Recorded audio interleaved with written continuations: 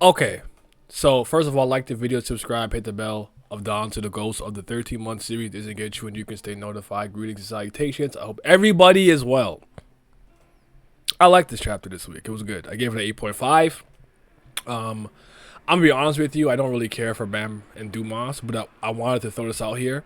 For anybody who is intrigued by that battle, by that matchup, why?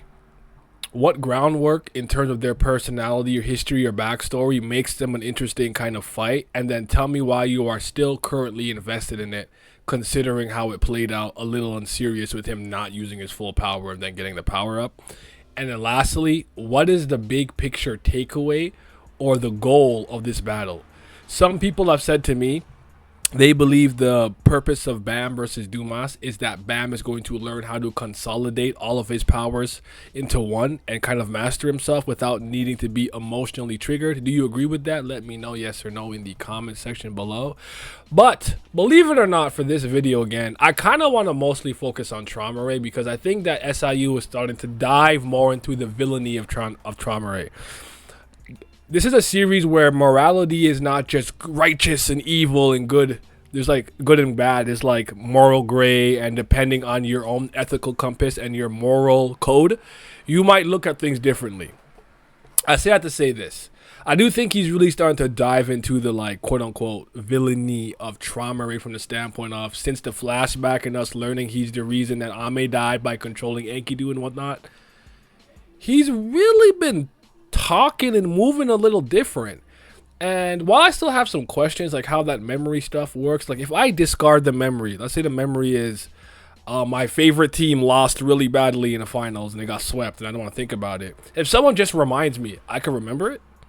I don't have to regain the memory through the same means I discarded it. So let's say for Traumerei, it's via Leviathan. For Gustang, it's via the book that he hid. Can he just learn the truth if someone tells him and he believes it? Like, I'm not sure how you guys are thinking that works. Let me know what you guys think about that in the comment section if you got this far.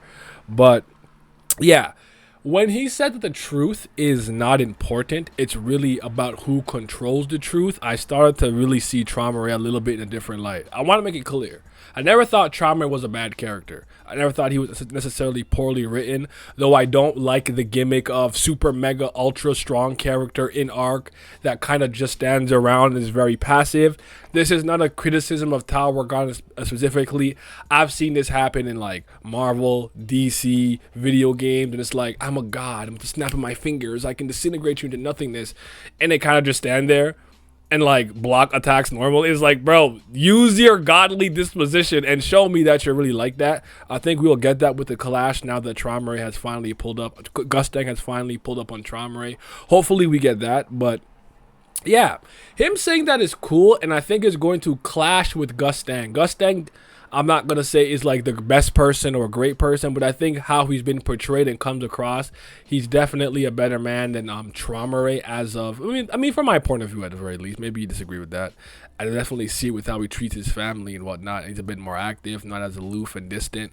Maybe Traumerei just assumes no matter what, who you are, you will betray him in some capacity, so he just never really cares because he seems so unimpressed with Holland. Dad, you didn't take me to the ball game when I was 6 and this and that. Ha ha, I betrayed you.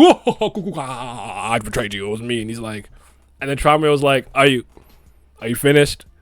Are you done? Are you done? And cooked him and said, you're an experiment. I can control you whenever I want. You thought these powers that you had made you special? You're a test tube, baby. Like, oh my god, cook that bozo. I do like that Holland ended up being more important than he was coming across, because I thought they were trying to elevate him as like this very special person in the Lopobia family, so I'm at least happy it culminated into something.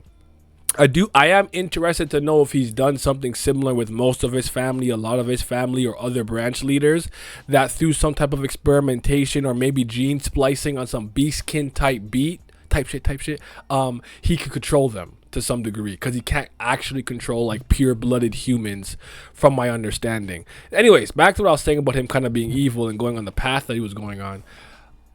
he will clash with Gustang because Gustang comes across as a seeker of truth. I know he's discarded it and he's had false history, but I feel that he's felt shame for that, and now he wants to rectify those choices and decisions that he made in his younger formative years. So we'll see how that clash finally goes, but I do think that Traumerei might end up surprising us in terms of what he's capable of doing as a bad guy.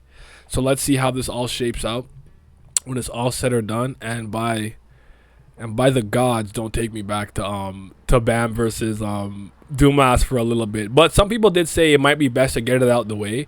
But I don't know that SIU might want to have Bam be involved in other parts of the arc, which means he would have to beat Dumas, absorb him or something, and heal and come into the fray even stronger, having come out of that ordeal. Because sometimes what happens is, as a bunch of things are happening in an arc, the main character's battle tends to be the last thing before they can escape Planet Namek or whatever the case may be. Think of like Enies Lobby. We've pretty much done what we had to do. Everyone is saved. Robin is good. We have a battleship to save us and leave Enies Lobby. But until Luffy beats Rob Lucci, we can't go nowhere.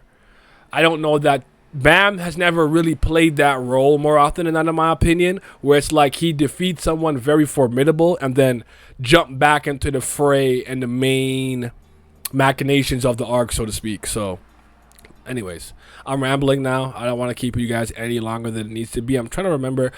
What do you guys think of the whole part with Enkidu, Belleria, and Garuro being shown? Is Garuro's consciousness and body, will, soul somewhat still intact and is still there somewhere? Because Belleria is able to actually command his body and speak and still be himself. Didn't seem like Garuro could do that. So that was interesting in my opinion. But we'll leave it at that. There are a few more things about the chapter I do want to speak about, but I'm going to leave it here for now.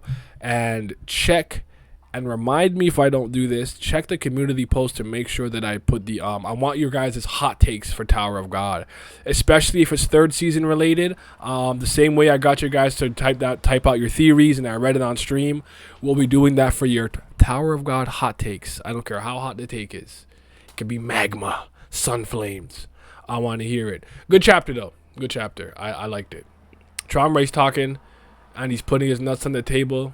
Let's see how it all shapes out. Y'all be safe. Patreon. I don't know why I did all that. Shout out to the CBLs, Certified Bam Lovers. I appreciate you guys. Thank you very much. They be loving Bam, LaBam, James. Shout out to the Priest of Fardo. These are the Certified Brilith Lovers. They might be the real CBLs. Appreciate y'all. And a big shout out to the 5th Zen Gods, the tier 3s. Shout out to Big Abdel, Abdi Malik, Childish New Jabez, Fairs, Huey, Johnny Rogers. Shout out to Big Mod Catan, Lazy Dragon. Shout out to Lopo Be Ablaze, Naz Riley, Revenant, Rox G, S, Scobe, Simi, Sly, Tau, Tino Brown, Urek Massino, Wolf General, Zodiac, Nemiko, and Zyler Scotty. Your support is greatly appreciated. Thank you. I had grass dipped in honey today. Yeah, nutrition.